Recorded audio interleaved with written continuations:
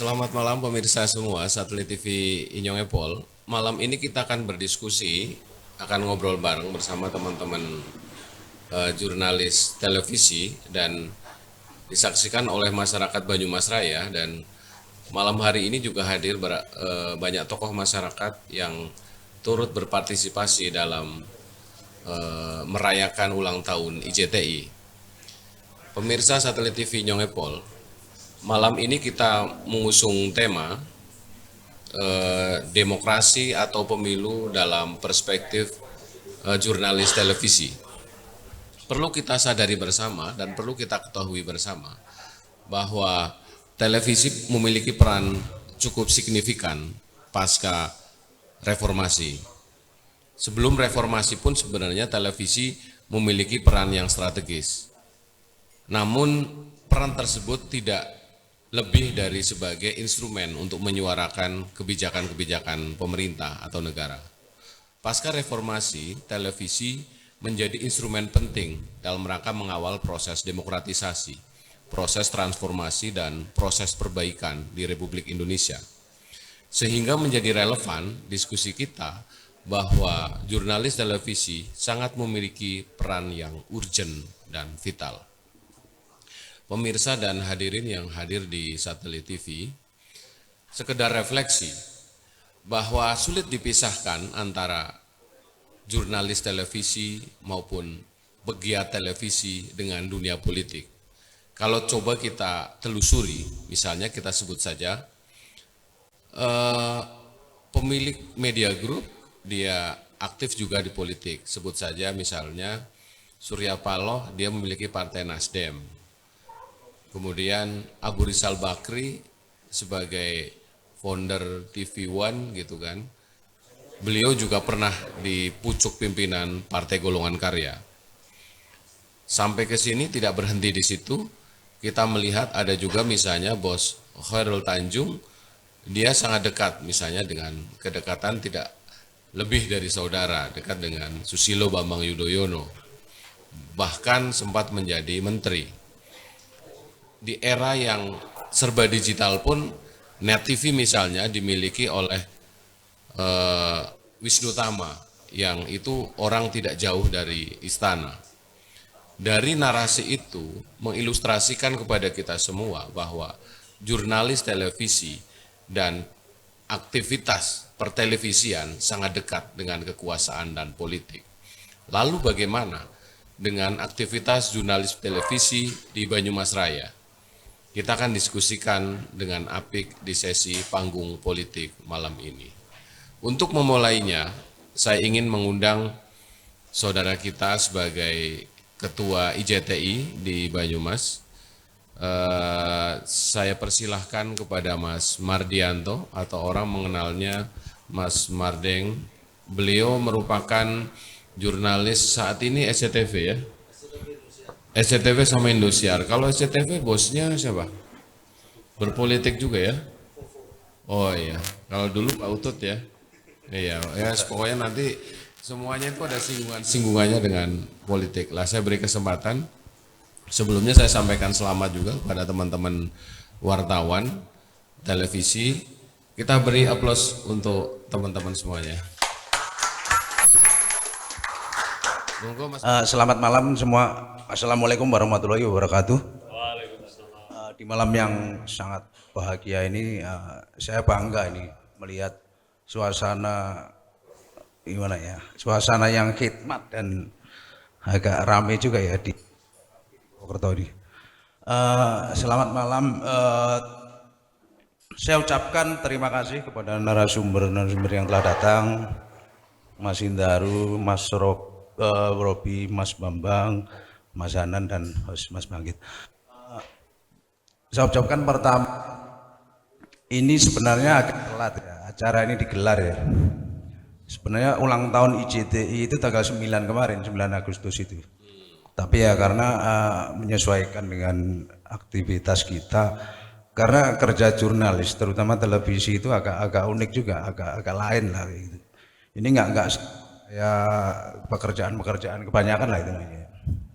Kita saat ini janji sama siapa, kadang bisa cancel detik ini juga, bisa berubah detik ini juga kayak gitu. Umpamanya ada kebakaran, ada kejadian kecelakaan dan sebagainya, itu kita kadang udah kita rencanakan hari Rabu bisa geser hari Kamis, hari Jumat. Demikian juga acara ini juga, kemarin kesibukan kita jadi terpaksa kita cancel ya, jadilah malam ini. Semoga juga nanti sukses juga. Perkenalkan Mas, saya Martianto, sebetulnya sebagai Ketua ICTI. Saya sehari-harinya juga bekerja di televisi, SCTV dan Indosiar. Iya, ya, awet. Kebetulan ini juga hadir sejumlah anggota, ada Mas Saladin itu yang rambutnya warnanya apa itu ya, putih apa perak itu ya. Itu dari MNC TV ya, RCTI, Global TV dan sebagainya itu. Itu juga senior juga di dunia pertelevisian. Kemudian ada rekan kita Mas Darsono tadi yang dari Kompas TV ya, mungkin bisa berdiri Mas. Dan sebagai Ketua ICTI mungkin mewakili teman-teman ICTI ini banyak yang nggak datang soalnya Pak. Ya itu tadi seperti saya sebutkan tadi ada aktivitas juga mungkin malam ini yang nggak bisa ditinggalkan dengan kegiatan jurnalis. Mungkin ini ada peristiwa lain yang harus dihadiri juga gitu. Mungkin itu aja untuk mempersingkat waktu karena ini ada panggung politik yang dipandu oleh Mas Bangkit itu. Yang intinya saya ucapkan terima kasih sekali. Terima kasih Mas Mardianto. Hadirin dan pemirsa, tadi ada yang belum saya sebut adalah Haritanu. Haritanu ini bos MNC gitu yang itu juga berpolitik. Lah, kita bisa mendiskusikan ini secara apik kalau kita tahu sebenarnya siapa yang ada hadir di sini. Saya mohon izin untuk pada para pemirsa, saya ingin menyebutkan beberapa tokoh masyarakat yang hadir di sini dan partai politik yang kita undang. Harapannya kemudian pemilu yang akan terselenggara di tahun 2024 ini berlangsung secara damai dan transparan dan menggembirakan buat masyarakat.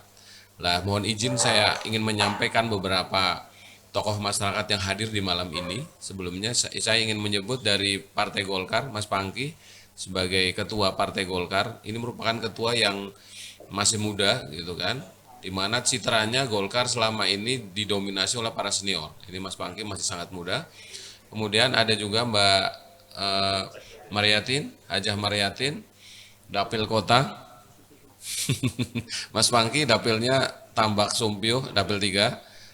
Selamat berjuang. Kemudian oh ya Mbak Mariatin partainya Demokrat. Oke, ada kalau sebelahnya masih di struktur partai enggak Mas Edisar? Oh enggak ya, tapi di Pemuda Pancasila aja ya. Oh di partai juga di struktur. Oke. Di Golkar. Masih Golkar ya Mas ya? Ini pertanyaannya agak beda kalau Mas Edisar. Ada sebelahnya juga itu di samping Mas Mardianto ada Mas Timbul. Mas Timbul sebagai di luar sebagai aktivis olahraga, beliau ini sebenarnya kader PDI Perjuangan yang saat ini menjadi representasi kepentingan relawan Jokowi di Banyumas Raya. Saya nggak tahu nih relawan Jokowi, relawan Gibran, nanti bisa ditanyain sendiri. Ada Mas Saladin dan teman-teman Pemuda Pancasila, terima kasih teman-teman Sapma. Ada juga tadi Mas Arsono Kompas TV, saya sebutkan ada teman Nasdem. Oh iya, oh teman Nasdem ngacungnya 1 itu, ya. Oh harusnya 5 ya, oke. Ada terima kasih teman Nasdem. Ada yang lain? Oh PKS, selamat datang PKS. Oh PKS mungkin duduk berjauhan sama Nasdem ya. Oke. Terima kasih teman PKS. Biasanya kalau ada PKS ada Gelora. Mungkin karena beda calon presiden jadi. Oke, ada partai lainnya belum saya sebut. PDI Perjuangan saya melihat tadi ada, oh ya di samping Mas BHB, kalau Mas BHB ini representasinya dari Semarang ini provinsi. Ada Mas Hendro, saya melihat itu kawan lama, kawan juang itu dari tahun 2003 itu. Mas Hendro, timnya Mas BHB. Ada juga partai lainnya belum disebut. Oh dari Kominfo ada? Mas Heri, oh enggak, terima kasih. Ada yang belum datang lagi karena partai nggak disebut sensitif. Nanti dikirain hostnya itu nanti subjektif ini. Makanya saya mau menghindari menggunakan baju yang berbau partai, takutnya malah ada Nasdem warnanya biru. Oke. Dan akan lebih menarik kalau pemirsa semuanya mengetahui siapa sebenarnya narasumber kita. Yang pertama dari ujung sana ada Mas Indaru. Mas Indaru merupakan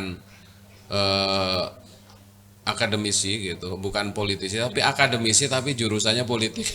Jadi kalau akademisi jurusannya keilmuannya itu politik, biasanya itu bisa mempolitisir. Tapi itu nanti bisa ditanyakan. Jadi itu ilustrasi. Jadi ilustrasi publik itu kalau akademisi tapi kok jurusannya politik itu biasanya itu bisa ngomong politik minimal ya dan bisa mempolitisir. Oke. Sebelahnya ini Mas Robi. Mas Robi itu kalau saat ini posisinya sebagai jurnalis CNN dan beliau membawa satu kanal dengan nama itu Sehari Menjadi. Jadi pernah jadi sehari menjadi tukang terasi, sehari menjadi yang belum ini sehari menjadi bandar, itu mungkin dipertimbangkan. Berarti harus ada investigasi dulu. Nah, kalau yang di tengah ini Mas BHB. Jadi nanti mungkin Mas BHB sedikit saya beri kesempatan untuk memberikan narasi karena Mas BHB ini kurang lebih saat ini itu sudah 25 tahun memimpin menjadi gerilyawan, menjadi komandante dari tahun 99. Jadi Mas BHB jadi saat ini tuh masuk ke putaran yang ke-6. Jadi saya pikir kalau boleh saya menyebut ini sebagai legend gitu. Jadi kalau band itu masuknya tuh kelasnya itu Dewa 19 gitulah. Kemudian sebelah saya ini Mas Hanan. Mas Hanan ini dulu juga jurnalis ya di koran ya. Aktifnya di Aji dulu ya, di Kompas juga enggak? Oh di Tribun ya, Tribun saudaranya Kompas ya. Di Tribun dan saat ini di KPU sudah masuk 10 besar. Mudah-mudahan tidak ada kalau dilihat dari fakta politik nasional itu kan ada goyang-goyang gitu, sudah masuk 10 besar tiba-tiba gimana itu. Mudah-mudahan kita doain saja Mas Hanan bisa masuk ke komisioner 5 terpilih ya. Oke, pemirsa Satelit TV, kita akan berdiskusi dan malam ini saya menginginkan Mas Bambang Hari Bahrudin sharing dulu. Mas BHB bisa melakukan flashback sejak zamannya Promega gitu. Karena Mas BHB ini dari dulu juga udah aktif di gerakan, tentu ada singgungan dengan isu-isu pemberitaan, isu-isu jurnalis televisi gitu. Karena kalau stigma di masyarakat itu orang menuntut keadilan itu. Jadi kalau nggak viral itu nggak ada justice gitu. Sampai ada cara pandang itu. Saya ingat betul dulu saya memimpin gerakan untuk melakukan pembelaan terhadap Nenek Minah gitu. Itu di setting betul sebenarnya sama teman-teman jurnalis gitu. Dari mulai harus menyiapkan apa, jadi agar secara visual itu menarik untuk diberitakan. Setelah itu kemudian jadi headline di nasional, itu kemudian ya berkolaborasi gitu. Begitu juga isu yang lain gitu. Jadi kalau secara visual tidak menarik bagi teman-teman televisi, maka isu itu tidak akan menjadi isu nasional. Nah nanti mungkin ini bisa diulas sama Mas Robi Soewan Amin. Jadi Mas Robi di samping sebagai jurnalis, beliau ini juga bisa dikategorikan sebagai sutradara. Nanti kita bisa lihat. Saya beri kesempatan ke Mas BHB dulu untuk sedikit melakukan refleksi terhadap teman-teman jurnalis televisi. Saya beri kesempatan ke Mas BHB, monggo. Terima kasih Mas Bangkit. Assalamualaikum warahmatullahi wabarakatuh. Rekan narasumber yang saya hormati serta Bapak Ibu dan hadirin sekalian yang saya cintai. Saya mencoba memenuhi apa yang tadi disampaikan Mas Bangkit. Mungkin satu hal perjalanan kami berinteraksi dengan media ini. Saya kira cukup sangat beraneka warna. Karena pada saat pertama saya memulai berkarir di politik ini, dan bila saya memimpin di Banyumas, lembaga penyiaran televisi ini belum seberapa banyak seperti hari ini. Kalau dulu itu kan, apalagi Orde Baru ya, itu kan cuma ada tafsir tunggal. Karena adanya media itu TVRI aja, nggak ada TV swasta kan begitu loh. Sehingga pada saat hari ini tentunya ini satu hal yang sangat menggembirakan dalam proses untuk mendewasakan demokrasi kita ini. Lebih-lebih sekarang lebih diperkaya lagi ya, dengan adanya kali ini kemajuan media sosial itu kan seolah-olah kan seolah pribadi kita bisa bikin televisi masing-masing kan, dengan pakai medsos lain ya, medsos YouTube dan sebagainya kan begitu kira-kira itu. Tapi intinya saya kira tetap peran dan juga fungsi dari pemberitaan ataupun media televisinya sangat luar biasa. Dan kalau bicara tentang lembaga ini barangkali yang sangat mengesankan hari ini, saya pernah satu waktu yang sangat luar biasa sampai hari ini berkesan. Jadi pada waktu setelah reformasi itu tumbuhnya partai-partai baru, itu kan ada tokoh nasional yang luar biasa ya. Kita tahu persis gimana dulu ada pertemuan Ciganjur, ada Gus Dur di situ, Sri Sultan dan sebagainya. Dan ini akhirnya terrepresentasi sampai ke bawah. Sehingga pada waktu itu kami kebetulan representasi kekuatan di sana dan di bawah ini ada 3 partai besar pada waktu itu. Saya dari PD Perjuangan, PKB dan juga PAN diwawancari oleh televisi NHK waktu itu. Kata seperti saya ingat persis di kantornya PAN waktu itu masih di Jalan Bank dekat seperti ini. Ini yang barangkali kalau Mas Pak kita diminta saya untuk merefleksikan, barangkali itu momen yang sangat berkesan. Tapi sekali lagi bagaimana juga peran daripada jurnalis terutama media televisi ini sangat luar biasa dalam konteks untuk bagaimana membangun budaya dan juga kualitas demokrasi. Seperti hari ini. Peran dari satelit untuk membuka acara panggung politik itu tidak lepas daripada kita membudayakan sekaligus membangun kultur berpolitik yang sehat, berpolitik yang gembira di Banyumas ini. Saya kira itu dulu Mas Bang. Terima kasih. Oke. Sebelum lanjut, saya sampaikan terima kasih selamat datang buat Mas Iteng. Nah, Mas Iteng ini Pak Ketua ini termasuk tamu khusus untuk panggung politik. Jadi beliau itu punya karpet merah kalau di panggung politik. Ada juga Mas Joko, ada juga Mas Joko Kumis juga. Selamat datang. Hadirin sekalian, jadi direfleksikan bahwa beliau ini politisi. Jadi beliau politisi gitu kan, dan tadi kalau Mas Hanan menyebutnya itu sebagai legenda gitu, meskipun beliau masih aktif, jadi mungkin nanti sebutan legend ini setelah beliau ini purna gitu ya.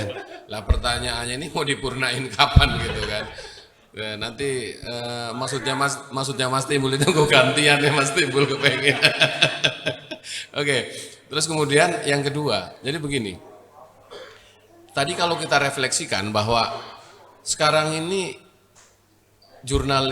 isu jurnalistik ini udah menjadi industri. Gitu. Jadi kalau dulu orang ngomong isu justice, kemudian isu humanisme gitu kan, isu demokratisasi, mungkin masih civil society itu NGO, kemudian wartawan, kemudian aktivis mahasiswa.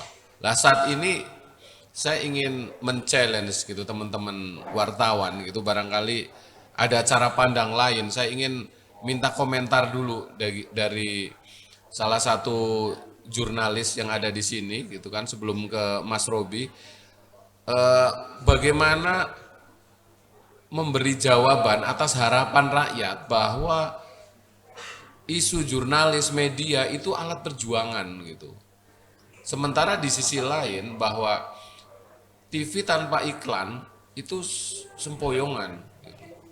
Lah ini saya ingin minta komentar dari Mas Saladin gitu kan, antara harapan masyarakat bahwa televisi ini adalah instrumen perubahan gitu, di sisi lain televisi ini adalah korporasi gitu yang harus mengakomodir berbagai kepentingan. Saya minta komentar Mas Saladin sebagai pemantik diskusi kita.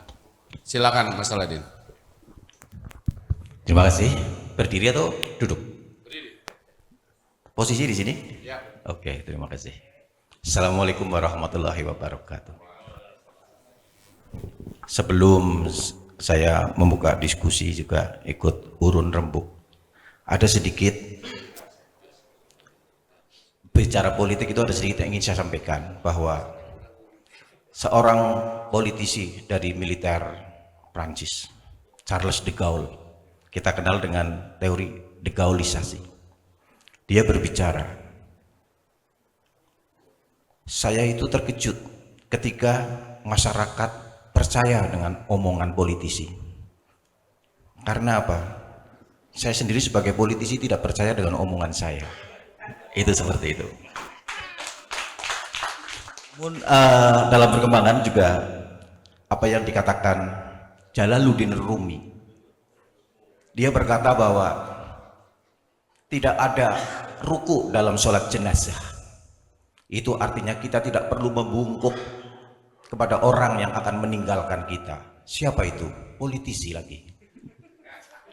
Gak perlu membungkuk karena pasti menang atau kalah pasti meninggalkan kita. Jalaluddin Rumi.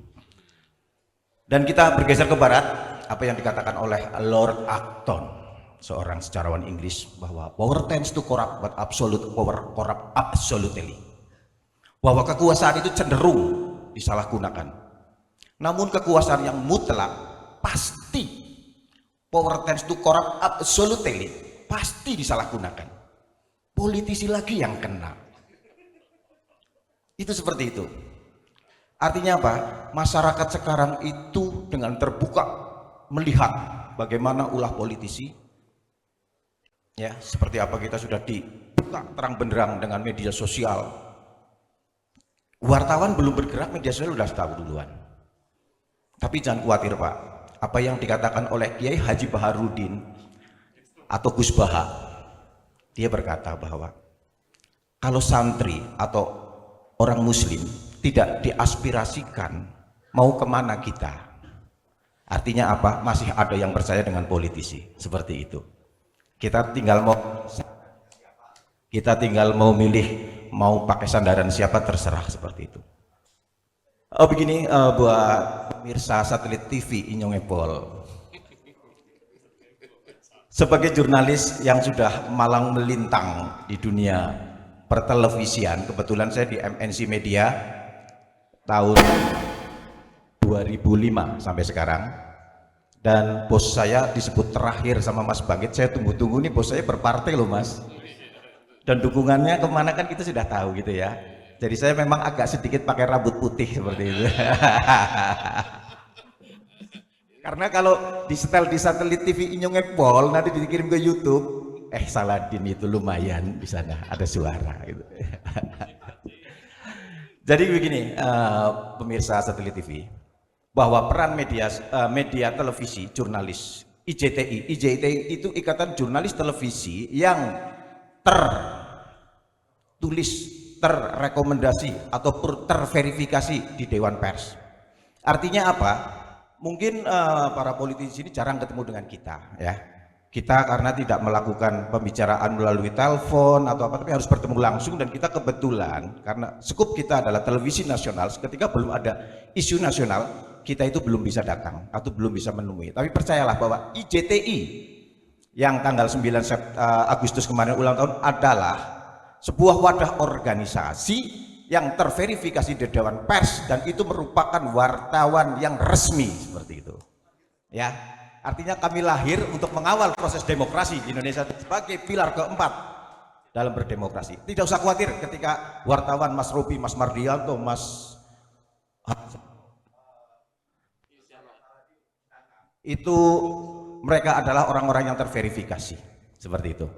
Itulah bedanya media mainstream dengan media sosial. Kita harus berbedakan. Ketika Anda melihat handphone, ketika Anda menyetel YouTube dengan narasumber yang tidak jelas atau tidak terverifikasi di Dewan Pers, itu adalah produk media sosial, dan itu belum bisa dipercaya. Karena setiap orang itu bisa membuat berita masing-masing tanpa melakukan apa yang kita lakukan, itu cover budget.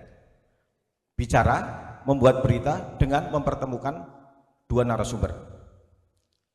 Dan kegiatan jurnalis ini setidaknya kita akan mengacu kepada apa yang dilakukan oleh Rasulullah. Siapa itu Rasulullah? Rasulullah adalah menyebarkan seseorang yang menyebarkan berita tanpa membuat kebohongan. Itu yang akan kami lakukan. Contohnya, setelah disebarkan, apa medianya? Bukan koran, tapi Quran. Itu Rasulullah. Pasti benar. Ketika kita bicara Quran, membaca Quran pasti benar. Itu yang akan kita menjadikan panutan. Kedua, siapa narasumbernya? Langsung lillahi ta'ala, Gusti Allah. Narasumber yang valid dan tidak akan pernah salah. Dengan humasnya siapa itu? Malaikat Jibril. Seperti itu. Itu udah luar biasa. Nah, ketika IJTI memberikan berita, setidaknya kita harus mengawal proses demokrasi tanpa pemberitaan yang bohong, tanpa ikut menjadi pemberitaan yang tercepat. Tetapi kalau kita mengikuti media sosial, kita tidak melakukan kode etik jurnalistik dalam mengawal proses demokrasi untuk sebuah proses pemilihan kepala daerah. Posisi jurnalis televisi kita sebagai IJTI itu harus mengedepankan nilai-nilai yang sudah dilakukan oleh junjungan kita Nabi Muhammad. Terima kasih. Wassalamualaikum warahmatullahi wabarakatuh. Jadi ini salah satu contoh jurnalis yang masih mungkin karena sering nongkrong di taman literasi, jadi banyak literasinya. Jadi ada statement yang menarik. Jadi awalnya itu apatis nih. Jadi banyak filsuf mengatakan bahwa orang yang cenderung berkhianat itu politisi. Meskipun di ujungnya bahwa ini kalau politik ini nggak dikawal, lantas mau dibawa kemana republik ini? Lah di sisi lain, saya ingin tanya ini kepada relawannya Pak Lurah ini. Nah ini saya minta kesempatan ke Mas Timbul. Coba komentari statementnya jurnalis televisi yang satu itu. Karena banyak bos-bos media ini akhirnya ini ke politik semua. Berarti jangan-jangan media ini sudah nggak ada dayanya tanpa dukungan politik. Digoyang dikit isu pajak, digoyang dikit isu apalagi misalnya isu ya gitu Kopiko gitu kan. Lah ini mungkin Mas Timbul punya cara pandang lain. Kenapa para founder pemilik media itu pada akhirnya menggunakan instrumen politik sebagai alat juang dan mempertahankan korporasinya. Silakan, saya beri kesempatan. Terima kasih. Assalamualaikum warahmatullahi wabarakatuh. Salam hormat buat senior saya Mas BHP dan rekan-rekan semua. Ini sebenarnya satu hal yang fenomena berbeda ya. Kalau dulu menjadi pejabat publik seperti legislatif ataupun di pusat kekuasaan itu adalah para aktivis-aktivis dari mulai aktivis partai atau aktivis ormas yang mereka itu ditempa dari satu organisasi. Nah, repotnya kos politik semakin di sini semakin besar, sehingga menjadi anggota dewan itu butuh kos tinggi juga. Oh dulu pengalaman udah pernah maju dewan ya? Sudah pernah. Habis Alhamdulillah, banyak ya? Alhamdulillah belum jadi. Ya, habisnya banyak ya Mas ya? Ya intinya kos politik sangat tinggi dengan fenomena seperti ini. Ya mungkin nanti Mas Bambang bisa melengkapi lah ya. Jadi fenomena ini dulu mungkin hanya aktivis lah yang mungkin ada di posisi itu. Yang selama ini kita tahu bahwa di belakang mereka adalah korporasi-korporasi. Kenapa korporasi? Karena itu berhubungan dengan soal kebijakan, soal legislasi dan sebagainya. Kemudian era berubah, orang-orang ini berpikir daripada saya kemudian memakai orang lain, kenapa saya nggak sendiri yang ada di kekuasaan itu? Karena akan lebih mudah mereka sendiri yang mengatur kekuasaan itu dibanding mereka harus membesarkan orang lain. Fenomena ini akhirnya terjadi juga di seluruh dunia seperti itu. Bahwa ada korporasi besar di belakang satu hal kebijakan itu pasti, sehingga teman-teman mahasiswa sekarang memaknai itu satu oligarki kekuasaan lah gitu loh. Ini terjadi juga hampir semua sekarang legislator ataupun sekarang pejabat publik itu minimal dia punya kekuasaan di korporasinya. Sehingga tidak aneh kalau kemudian seperti Haritanu, kemudian Surya Paloh, semua bot itu ada di wilayah kekuasaan politik. Karena bahkan juga disitulah sumber dari kebijakan nasional yang mengatur semuanya, baik mengatur legislasi soal korporasi mereka maupun untuk ke masyarakat. Sehingga fenomena ini terjadi memang akan seperti itu terus kalau kos politik akan semakin tinggi. Oke. Gitu. Jadi kalau semakin tinggi kos politik, otomatis siapa yang bisa ke sana? Nah nanti mungkin kalau untuk belajar kos politik yang rendah mungkin dengan Mas Bambang. Maksudnya Mas BHP itu low cost atau gimana maksudnya? Ya, bagi kita dia satu panutan lah. Bagaimana kos politik itu bisa menjadi rendah tapi elektabilitas dan ini masih tetap terjaga. Oke, terima kasih Mas Timbul. Begitu Mas. Siap, terima kasih. Pemirsa Satelit TV, jadi menarik fenomenanya.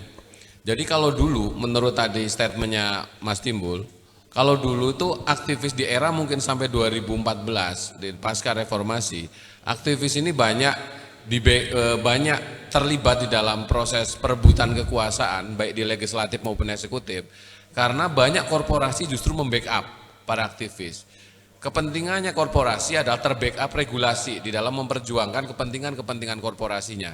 Lah saat ini tentu korporasi berpikir lain, kata Mas Timbul ini. Jadi kenapa kita nggak main sendiri aja daripada biaya aktivis gitu kan. Lah makanya kemudian PR-nya bagaimana teman-teman yang selama ini berjuang di isu pro demokrasi tetap harus survive dan bagus untuk tetap memenuhi cita-citanya bahwa kita ini dilahir untuk memperjuangkan kepentingan rakyat.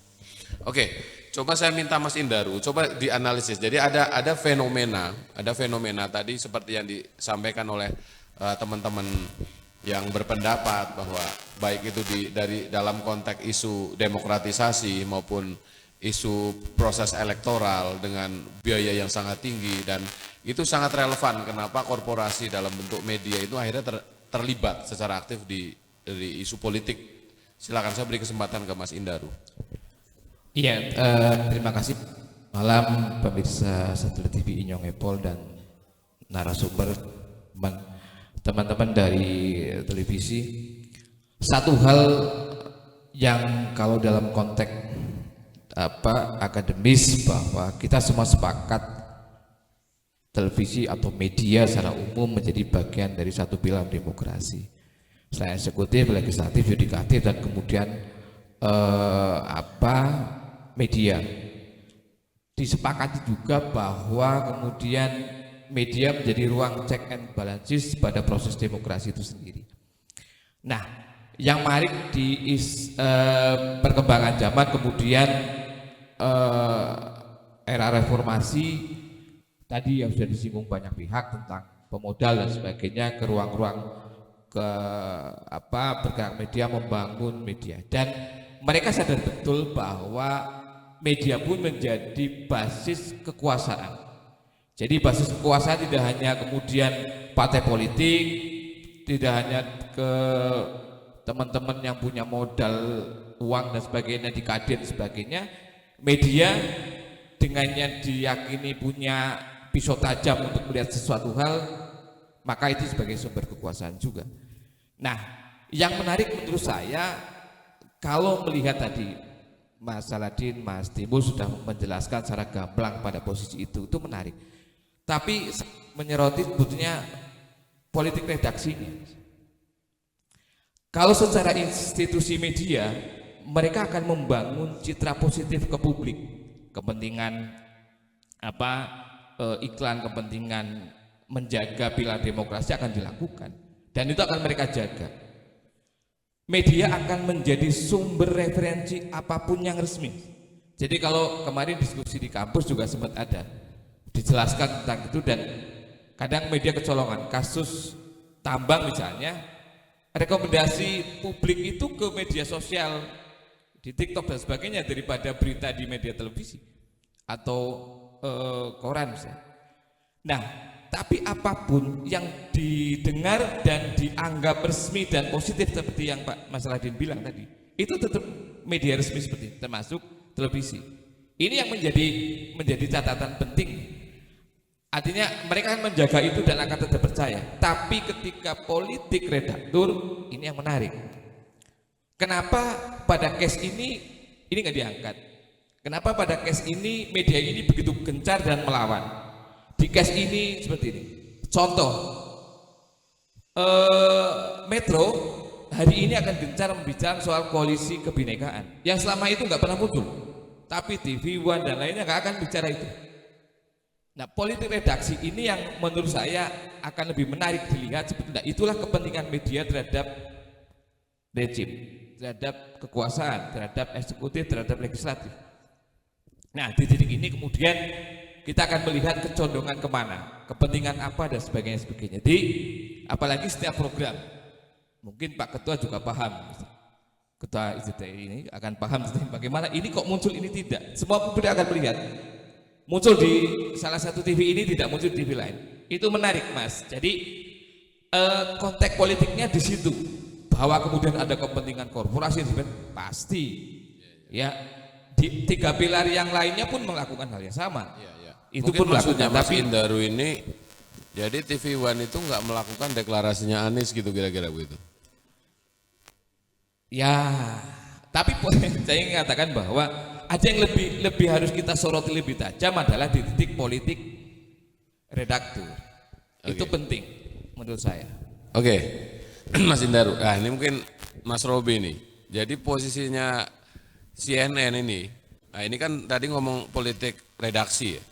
Nah ini CNN ini beritanya ini kisah pilu ditinggal oleh temannya. Nah ini mungkin Mas Robi bisa sharing tentang kisah pilu tadi yang menurut penuturan dalam konvensi persnya itu dikhianati oleh kawan koalisi dan itu rupanya CNN itu banyak juga memuat berita itu, artinya barangkali CNN ada hubungan gitu ya. Mungkin saya minta Mas Robi untuk bisa sharing sebagai pelaku, sebagai aktivis, sebagai jurnalis gitu ya, dari melihat tadi sentimen dari politik redaksi tadi. Ya, sebelum sampai ke politik redaksi, Mas Bangkit, Mas BHB, ada Mas Hanan dan Mas Indaru serta senior-senior undangan yang hadir. Saya akan mulai dari ini, Mas Bangkit, demokrasi dalam perspektif jurnalis televisi. Bahwa kita sebagai pilar demokrasi yang keempat, tadi disampaikan sama Mas Indaru, itu punya kekuatan yang begitu besar. Tanggung jawab di pundak kita sebagai jurnalis itu begitu besar. Mas Hanan sebagai KPU kita awasi, bener nggak nih kerjanya, ya kan? Kan di masa lalu juga ada KPU yang ya kan? Nah itu juga bagian dari tanggung jawab kita. Mas BHB sebagai kandidat calon legislatif juga tanggung jawab kita untuk memperkenalkan ke publik, ya kan?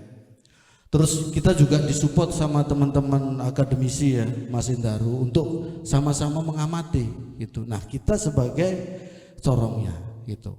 Panwaslu bekerja enggak, kepolisiannya dan seterusnya semua. Nah di tengah beban yang begitu berat itu, Mas Bangkit, di kita sebagai jurnalis yang kita dilindungi dengan undang-undang pers, ada undang-undang penyiaran, ada undang-undang keterbukaan informasi publik gitu kan. Saya konfirmasi ke Mas Hanan, Mas Hanan ini saya dapat informasi ada apa enggak netral dan lain sebagainya. Mas Hanan nggak mau memberikan klarifikasi, saya bisa suratin terkait dengan, nah contoh misal ini terkait dengan undang-undang keterbukaan informasi publik. Ini dari 25 tahun IJTI berkembang, Mas BHB, sama dengan 5 periodenya Mas BHB ya. Kita dari zaman reformasi sampai hari ini kita masih merdeka pers. Dia masih bebas, terlepas dari tadi ya isu-isu ada kekuasaan, politik redaksi dan lain sebagainya. Kita bicara normatifnya dulu. Nah dari situ kemudian apa yang seharusnya kita lakukan sebagai seorang jurnalis?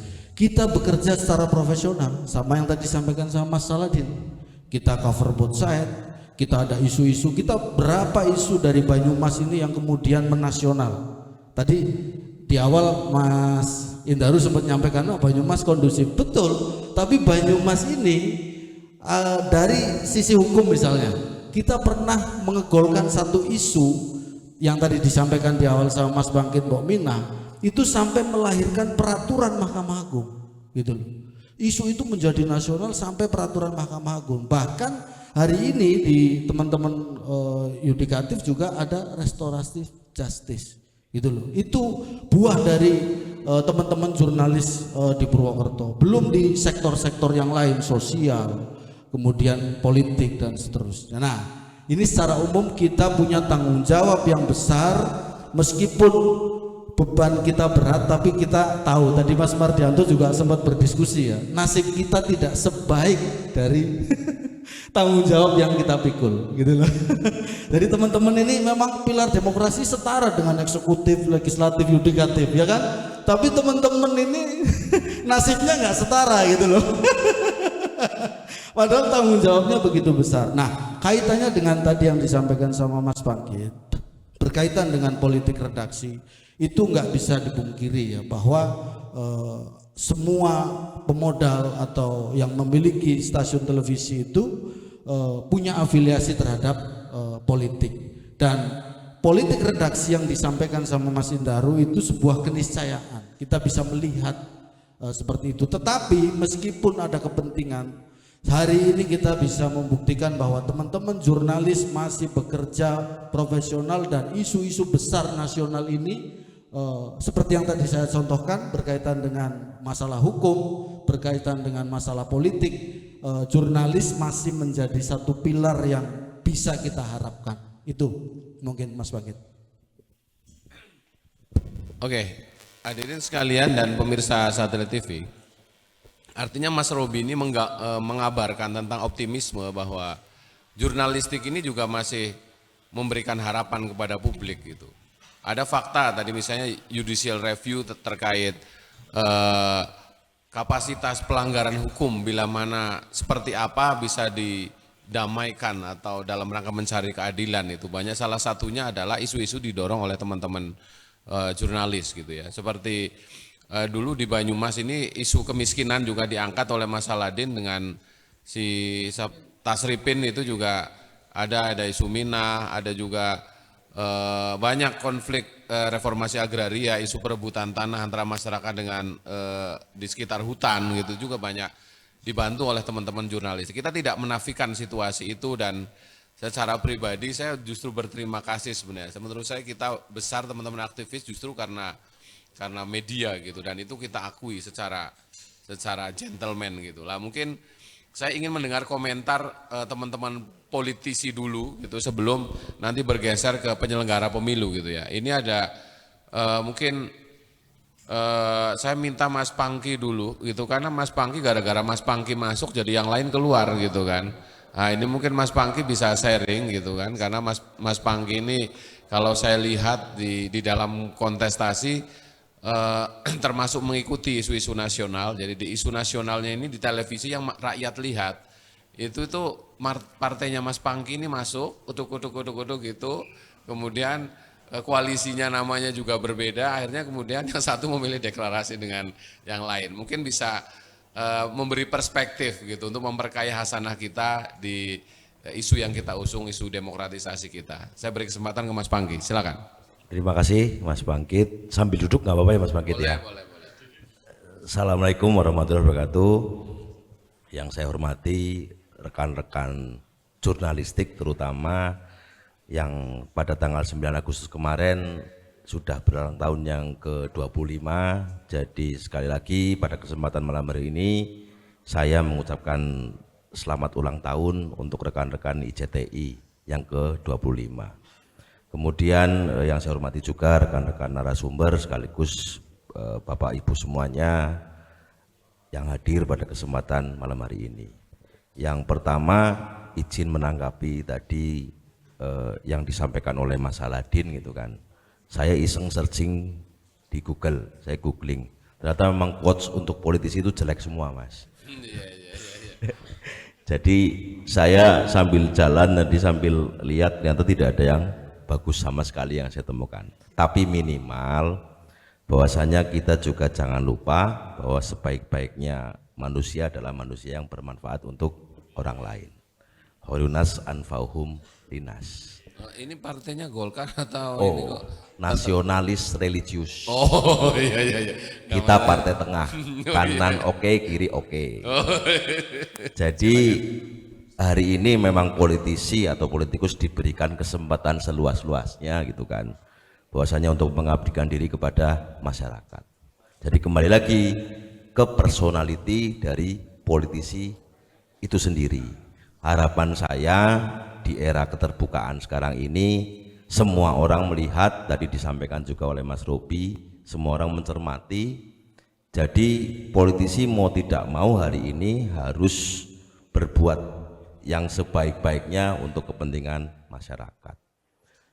Kemudian selanjutnya kami juga menyoroti, saya selaku praktisi juga di bidang politik, menanggapi juga tadi yang disampaikan oleh Mas Timbul gitu kan, senior saya, ada kekhawatiran terkait dengan kos politik begitu kan, yang makin hari makin tebal kemudian makin mahal. Lah ini kembali saya menghimbau juga terutama kepada rekan-rekan jurnalistik untuk kemudian bagaimana bisa mengedukasi masyarakat, karena hari ini saya percaya sekali bahwasanya media mainstream terutama televisi itu masih bisa menginformasikan hal-hal yang baik, dan saya sangat percaya kalau masyarakatnya cerdas pasti akan menghasilkan pemimpin yang cerdas. Jadi tadi Mas Timbul menyampaikan bagus sekali, tapi setidaknya ketika peran jurnalistik kemudian semakin bagus, kemudian semakin bisa lebih menjangkau ke masyarakat, saya yakin masyarakat juga bakal bisa memahami politik sebagai sebuah keniscayaan untuk mensejahterakan atau membuat kehidupan menjadi lebih baik. Terakhir tadi disampaikan menanggapi Mas Bangkit, Golkar masuk ada yang keluar gitu kan, ini dinamika Mas Bangkit kan. Jadi saya juga sering berseloroh dengan teman-teman, jadi teman-teman selalu bilang ini koalisi perubahan, tapi endingnya ternyata perubahan koalisi. Demikian dari saya, Assalamualaikum warahmatullahi wabarakatuh. Oke, jadi pemirsa itu bisa mengamati bahwa emang kalau Golkar itu memang cengkoknya agak beda gitu ya, jadi politisi beneran. Oke.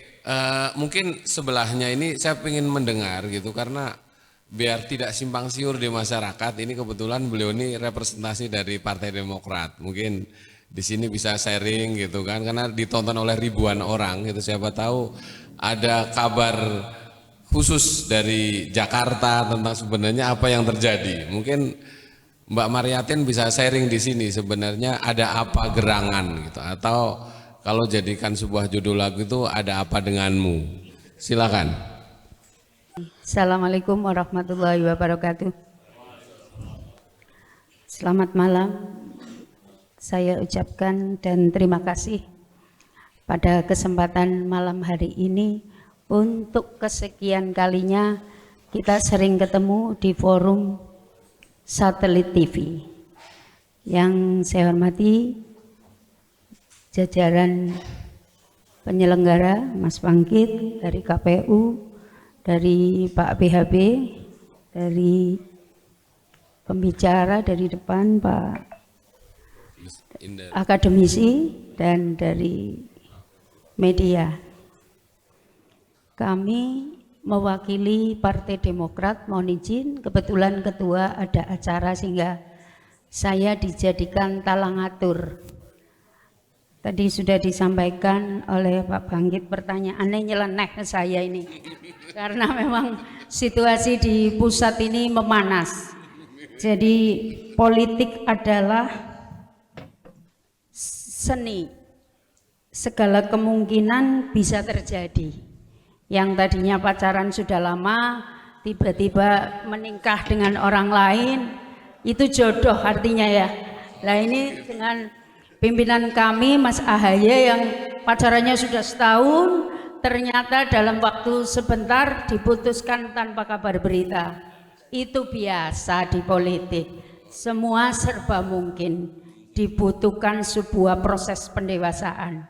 Tapi bagi kami tidak ada kata menyerah, artinya kita berjuang di naungan Partai Demokrat. Saya yakin beliau walaupun usianya masih muda, pemikirannya sudah matang, kemungkinan hari ini, detik ini masih berlobi-lobi. Apakah masuk ke jajarannya Mas BHB atau masuk ke jajarannya Mas Pangki, lihat semuanya serba mungkin. Kalau prediksinya Bu Mariatin ini Oh, prediksi saya itu aduh, kalau prediksi saya kayaknya sih aduh, saya nggak bisa menyebutkan ini.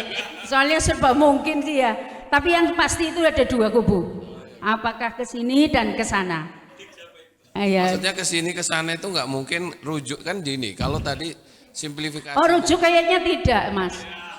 Tidak akan mungkin. Tapi itu belum talak 3 misalnya.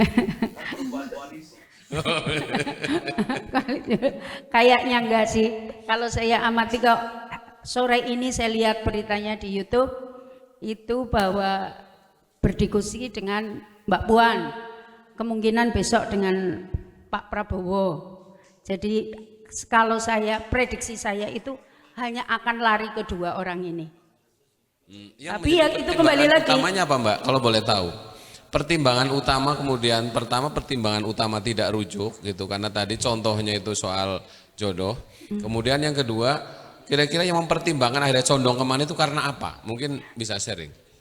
Jadi karena kita ini kalau saya amati secara pribadi bahwa proses pendaftaran itu waktunya sangat mendesak ya. Artinya tinggal 1 bulan.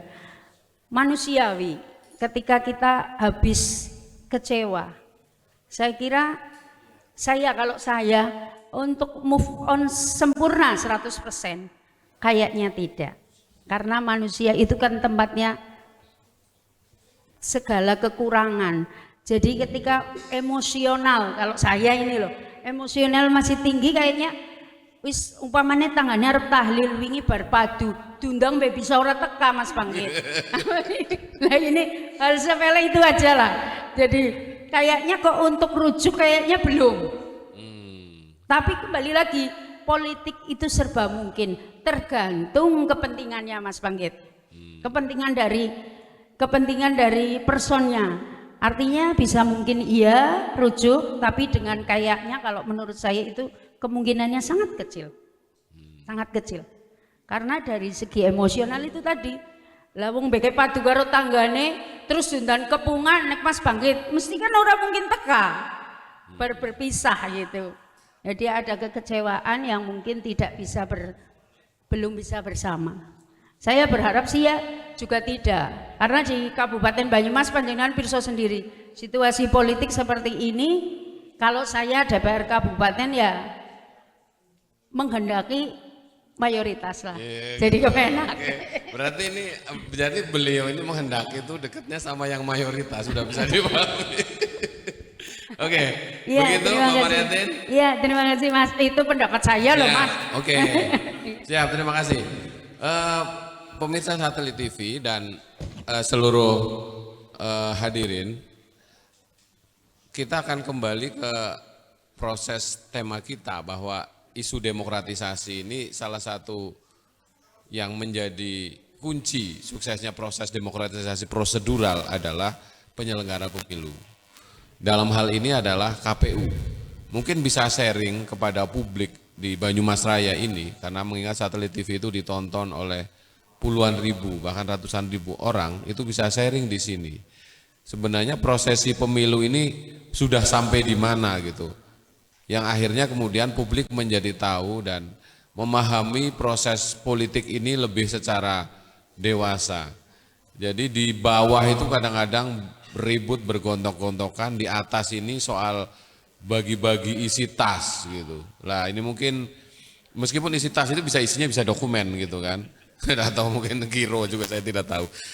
Mungkin Mas Hanan bisa sharing ke publik gitu tentang tahapan-tahapan itu dan mungkin Mas Hanan bisa menyampaikan harapannya kepada partai politik dan di sini ada ormas juga. Oh ya tadi belum saya sebut itu ada dari perwakilan dari Gerindra, kemudian bendaharanya datang ini. Ini bendaharanya ini dekengan pusat itu kalau istilahnya Gus Hitam ini. Nanti bisa sharing itu di sini. Saya minta sekarang Mas Hanan bisa menyampaikan beberapa poin-poin penting agar publik tahu tentang prosesi tahapan-tahapan pemilu. Saya beri kesempatan ke Mas Hanan, silakan. Terima kasih. Bismillahirrahmanirrahim. Assalamualaikum warahmatullahi wabarakatuh.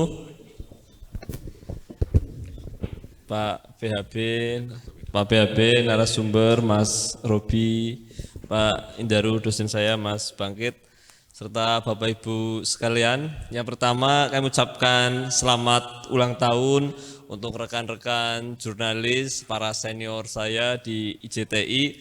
Ternyata udah 25 tahun ya Mas, 25 tahun, luar biasa. Selamat ini para senior, Bos Marke, Mas Saladin, Mas Robi, dan Harsono, dan yang lain gitu.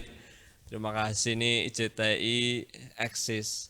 Saya sebagai bekas wartawan dulu merguru nyantrinya itu di Pondok Bobosan, Mas Saladin. Dan ternyata rekan-rekan jurnalis televisi eksis terus sampai hari ini, dan banyak memang peran yang saya lihat, yang saya amati itu kontribusi rekan-rekan jurnalis televisi maupun cetak dan radio itu yang dirasakan dalam dinamika politik lokal maupun kehidupan sosial di Banyumas. Tadi contoh-contoh kasus sudah disebutkan, Tastripin, Bokmina, terus mungkin beberapa peristiwa-peristiwa yang Banyumas itu seringkali menjadi sumbu atau perhatian pemberitaan nasional, dan rekan-rekan IJTI ini termasuk yang memberikan warna. Terima kasih Mas Bangkit. Barangkali sebelumnya saya pengen mengkaitkan antara peran media dan pemilu ya. Yang pertama memang diakui media massa menjadi stakeholder atau pemangku kepentingan yang penting, yang erat dengan kesuksesan penyelenggaraan pemilu. Karena dengan media massa inilah kami dari penyelenggara bisa terbantu, diseminasi informasi bisa dengan mudah tersebar luaskan. Apalagi yang menjadi penyakit kita hari ini adalah banyaknya kabar bohong, berita hoax. Kalau tidak ada peran teman-teman media massa, saya kira kewalahan dan menjadi kacau, bisa menjadi chaos. Tepuk tangan untuk peran teman-teman wartawan. Dalam pandangan saya, peran media televisi itu berkaitan dengan dua hal. Yang pertama adalah terkait dengan politik pencitraan, dan yang kedua adalah pentingnya netralitas media. Tadi barangkali sudah sempat disinggung oleh Pak dosen Indaru. Beliau adalah dosen saya, dosen ilmu politik FISIP Unsud. Barangkali saya bisa di posisi ini juga karena salah satu berkat Pak Indaru. Yang pertama adalah politik pencitraan. Kalau kita tengok televisi kita pada hari ini, kita akan dengan sangat mudah, barangkali kalau kita sebut ada jingle lagu sebuah partai, mungkin semuanya akan dengan mudah, ini punya partai A gitu. Atau sebuah contohnya apa contohnya? Oh gitu. Kalau KPU nggak boleh ya. Atau dengan sebuah mars gitu di sebuah televisi. Oh, itu mars itu ya. Iya, itu menjadi salah satu bagaimana ada relasi antara media, modal, dan membangun citra, Mas Bangkit. Kemudian ini bisa ditarik atau berkaitan dengan apa yang disampaikan oleh moderator Mas Bangkit di awal. Ternyata banyak politisi kita yang ternyata juga bos media. Ternyata kalau sudah bos media dengan politik itu kawin gitu ya, artian mereka punya satu kepentingan, efek dampaknya itu luar biasa untuk mencekoki pikiran-pikiran kita, apalagi ditambah framing media itu sudah luar biasa. Jadi sebagai sebuah pilar demokrasi, pers itu mempunyai dua kaki, yang satu surga, satu neraka, karena dampaknya ini. Tapi kalau menurut Mas Hanan itu condong kemana gitu loh? Ya, condong ke kepentingan profitnya. Loh, aku belum cerita tahapan ya. Itu satu, bahwa berkaitan dengan politik pencitraan. Siapa yang bisa masuk ke media televisi, saya kira dia bisa membangun citra. Dan untuk bisa masuk ke spot sorot televisi, ya diantaranya punya kekuatan amunisi modal, atau syukur dua, menjadi media, atau syukur menjadi media darling. Siapa yang bisa politisi menjadi media darling, saya kira akan dapat spot penayangan-penayangan yang dalam tanda petik menjadi idolakan. Barangkali kalau kita ingat peristiwa majunya Bapak Jokowi pada awal kali pertama maju dengan pemberitaan SMK, beliau mendapatkan citra positif. SMK maksudnya mobil SMK ya? Mobil SMK. Atau barangkali sebetulnya kita di Banyumas juga punya media darling sebetulnya di grup pers. Saya kira adalah orang-orang yang bisa mempunyai media darling tidak hanya sekedar kedekatan, tapi memang dia punya peran dan kontribusi nyata, dia akan bisa dengan mudah mendapatkan sorotan media. Yang kedua yang ingin saya tekankan adalah soal netralitas media. Ini menjadi penting barangkali Pak Indaru dari pengamatan akademisi bahwa media itu kan mempunyai kekuasaan terkait frekuensi siar atau apa ya, kalau maaf kalau saya salah. Jadi bagaimana frekuensi publik ini didominasi dan dimiliki oleh lembaga penyiaran, tapi ketika lembaga penyiaran ini sudah tidak netral dalam tanda petik, maka tadi serangan-serangan udara itu bisa sangat masif hadir ke ruang-ruang keluarga. Seandainya kita tidak melek media, tidak mempunyai kecakapan mengolah atau menfilter pesan-pesan media itu, bisa jadi kita tersetir dalam tanda petik kekuatan media. Duh, ngomongnya jadi orang kayak KPU. Iya. Wartawan sih. Oh iya. Oke. Mas Hanan, KPU ini terakhir besok ini DCT itu kapan DCT? Jadi orang bisa dirubah-rubah, nih DCT itu udah bisa dirubah ya.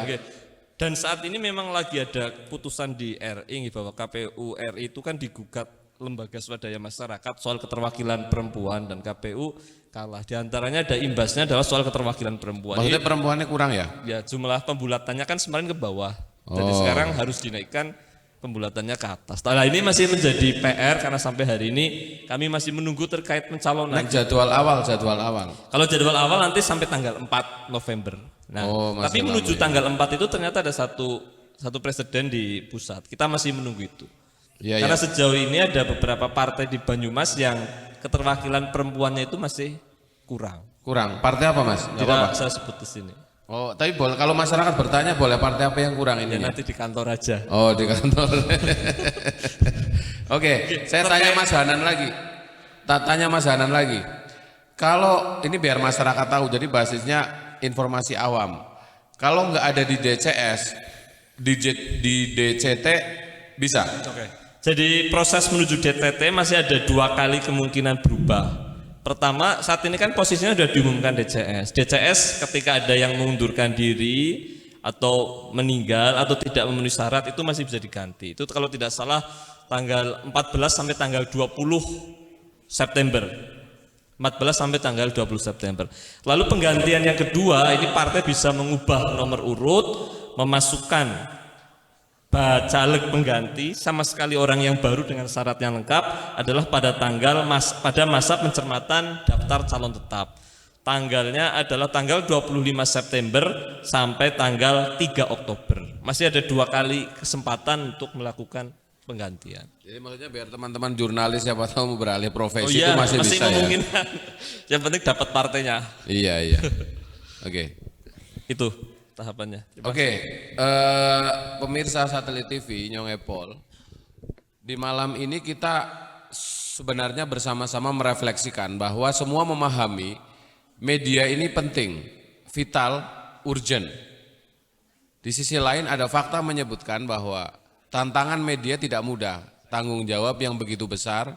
Di sisi lain masyarakat membutuhkan transparansi dan akuntabilitas tentang pemberitaan. Lah saat ini faktanya dunia politik ini turut ikut mempengaruhi tentang bagaimana politik redaksi ini berjalan dan berlaku. Dan salah satunya adalah faktor-faktor gerakan politik yang dilakukan oleh teman-teman parlemen maupun eksekutif maupun yudikatif yang kemudian bergerak itu mempengaruhi isu apa yang harusnya didorong. Lah saat ini kita ada di sebelah kita Mas BHB yang beliau saat ini juga aktif di partai politik gitu kan, dan menjadi ketua fraksi gitu kan.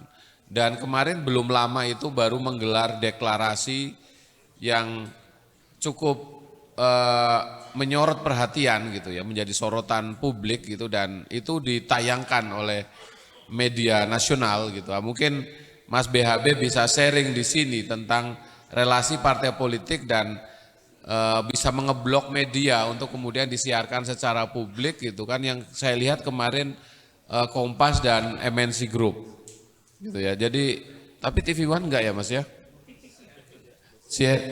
CNN ikut, kalau di CNN mungkin tiba tengah gitu.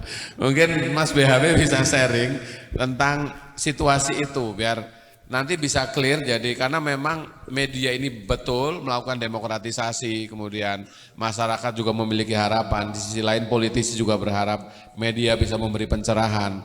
Lah dalam konteks politisi tadi mungkin bisa Mas BHB bisa menarik dari awal statementnya Mas Saladin gitu sampai ke kemudian ke fakta menyebutkan bahwa Mas BHB ini kan juga aktivis. Dulu saya pikir Mas BHB ini ya inilah belum seperti sekarang gitu, memang memulai dari karir dari menjadi relawan Promega pada saat itu dan sekarang sudah menjadi 5 periode mau ke-6 ini. Tentu bisa sharing ke publik tentang hal-hal yang bisa memberi jawaban ke Mas Timbul tentang high cost demokrasi kita dan sampai ke prosesi pemilu yang akan berlangsung. Saya beri kesempatan ke Mas BHB. Iya, dari beberapa yang tadi sudah menyampaikan pandangan-pandangannya maupun masukan-masukannya, saya kira pertama ini menjadi sebuah pencerahan sekaligus juga penguatan kepada para politisi sebenarnya.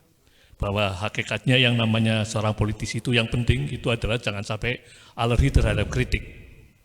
Jadi kalau ternyata dipersepsikan maupun distigmakan sejelek apapun, kita nggak usah terlalu baper gitu ya.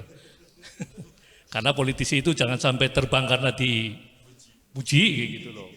Tapi juga tidak akan tumbang manakala dikritik kan begitu itulah. Itu yang penting boleh.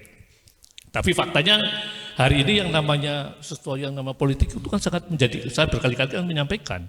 Hari ini kan menjadikan sebuah namanya daya tarik tersendiri. Faktanya tadi hari ini bisa Mas Bangkit di awal sudah menyampaikan, ternyata para pemilik media saja sekarang sudah berpolitik kan begitu lah. Itu yang benar. Kaitannya dengan apa yang kemarin disampaikan, bagi kita mungkin Mas Bangkit sebetulnya yang penting adalah bagaimana dia simbiosis mutualistisnya. Tidak ada hal-hal yang sifatnya persepsi-persepsi yang istilahnya tertutup apapun di bawah permukaan tidak. Tapi pada hakikatnya memang hari ini kan kita juga memerlukan publikasi ya kayak gitu loh. Tapi yang penting sebetulnya bagi kita sebetulnya bagaimana publikasi itu tetap dalam kerangka untuk pertama pencerdasan dan juga dalam konteks yang produktif gitu loh. Jadi mohon maaf Mas Hanan ya, mungkin bagi PDI Perjuangan kita sangat bukan berarti melarang ya, tapi paling tidak bagaimana meminimalisir proses-proses politik pencitraan gitu loh. Sehingga yang kita sering sampaikan oleh pimpinan kita adalah bahwasanya kita sebagai politisi harus melakukan kerja-kerja nyata, turun ke bawah. Bagaimana kita tertawa bersama rakyat, tapi kita juga menangis bersama rakyat. Jadi ini hal-hal yang seperti kayak gitu. Nah. Jadi maksudnya tadi politik pencitraan ini, kalau capres-capres pencitraan boleh kan? Ya artinya begini, ini kan sebetulnya kan debatable ya masalah pencitraan maupun sebetulnya konteks untuk yang asli begitu ya. Tapi sebetulnya kita kembalikan kepada masyarakat bagaimana suasana kebatinan cara menilainya gitu loh. Karena pada dasarnya kalau orang mencitrakan diri tanpa alami gitu loh, saya kira akan sangat kelihatan kok, saya kira begitu. Nah, kemudian kaitannya kembali lagi kalau hari ini ada diskusi ataupun perdebatan persoalan political high cost dan sebagainya, itu saya kira kembalikan kepada kita masing-masing gitu ya. Karena pada dasarnya kita ini harus mengawali pada saat kita terjun di dunia politik itu nawetunya apa gitu loh. Kalau memang nawetu itu kita adalah pengabdi, sekaligus bagaimana kita berkonsekuen terhadap amanah yang kita terima, ya saya kira persoalan-persoalan biaya dan sebagainya itu menjadikan suatu variasi ataupun varian yang terakhir kira-kira gitu.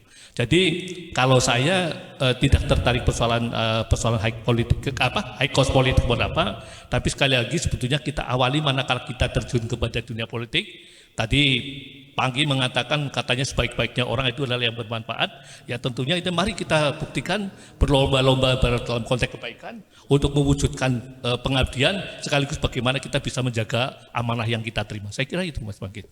Oke. Mas BHB mempertegas bahwa ya faktanya orang itu lebih baik bermanfaat gitu daripada kemudian tidak terjun sama sekali, jadi kasih manfaat.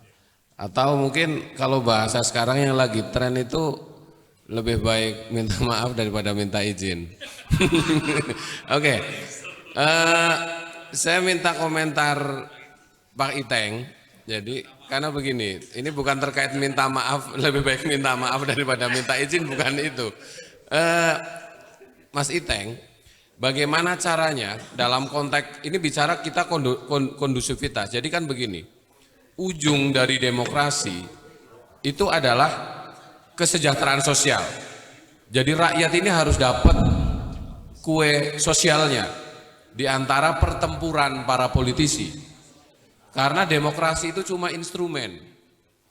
Lah, di era 2019 orang mengkategorikan saya cebong, saya kampret gitu kan, sangat terjal dan masih terasa.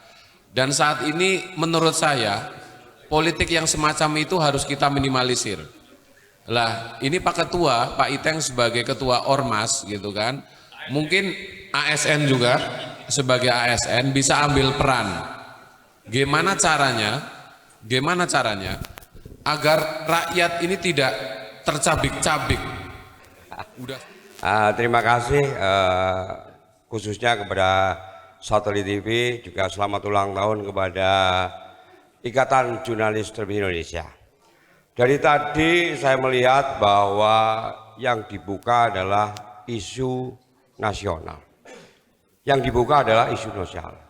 Tetapi saya sangat luar biasa dengan teman-teman jurnalis. Karena saya merasakan sendiri. Saya merasakan sendiri kehebatan dari jurnalis. Melihat ketika ada Rafael Alun, orang tidak percaya dengan pajak kendaraan bermotor, disikat dan sebagainya. Benar, enggak? Artinya ada orang yang benar-benar ingin membayar pajak dengan koin. Kemudian teman-teman pers menguat, Gus Hadi. Ya, viral lagi, saya Indonesia. Sampai maaf, saya ditelepon oleh Pak Ganjar. Maksudnya ditelepon, kamu kerjanya udah bagus, tingkatkan pajak, nggak usah kamu. Iya. Kan? Kemudian juga saat ini saya melihat bahwa hari ini pas dibutuhkan. Saya nggak usah panjang lebar lah. Apa yang akan diberikan pemimpin untuk PAS? Ya, untuk PAS. Ya. Saya melihat Mas Bambang itu luar biasa, legenda di partai, ya, di partai 5 kali, sehingga dengan aspirasinya dia bisa mengumpulkan teman-teman yang tidak diundang oleh Mas Bangkit dan Satelit TV. Menurut saya sesuatu yang luar biasa. Artinya aku jadi ora diundang ya. Saya membatalkan rapat karena undangan panggung politik. Artinya apa? Bahwa teman-teman PAS ini bukan hanya dibutuhkan saja. Ini saya katakan di dalam berpancasila. Ya di rumah, dibiayai dan sebagainya. Nah, Mas Bambang minimal memberi pelajaran itu kepada teman-teman PAS. Harapan saya ke depan, saya ingin memimpin kayak Mas Bambang. Banyumas. Maksudnya di Banyumas ini bahas pilkada atau gimana? Ya, saya ingin membahas pilkada juga. Mau ini juga nggak tahu apakah ini nasional. Karena di sini tidak ada aturan mau bermain di nasional, provinsi atau siapa. Saya hanya melihat nggak usah jauh-jauh lah, dekat-dekat aja. Maksudnya Mas Iteng itu mendukung Mas BHB untuk maju bupati gitu maksudnya? Itu setidaknya dia baik dengan semua komunitas. Untuk bisa menjadi DPRD 5 kali itu sesuatu banget. Okay. Saya pun ingin meniru minimal 5 kali menjadi ketua PP Pemuda Pancasila. Nah, yang penting di sini Pancasila yang harus menyatukan. Artinya menurut saya sekarang nggak tahu ya, saya bingung ya. Kemarin ada cebong sama kampret, sekarang bergabung. Aku dek bingung. Bingung artinya bisa seperti itu. Tapi tetap pilihannya nggak berubah sih. Oh iya, pilihan nggak berubah. Artinya menurut saya ini menjadi pembelajaran yang luar biasa, mengambil bahwa tanpa wartawan, tanpa media kita tidak apa-apa. Contohnya Pak Gibran, tanpa media tidak ada apa-apanya. Jadi butuh media.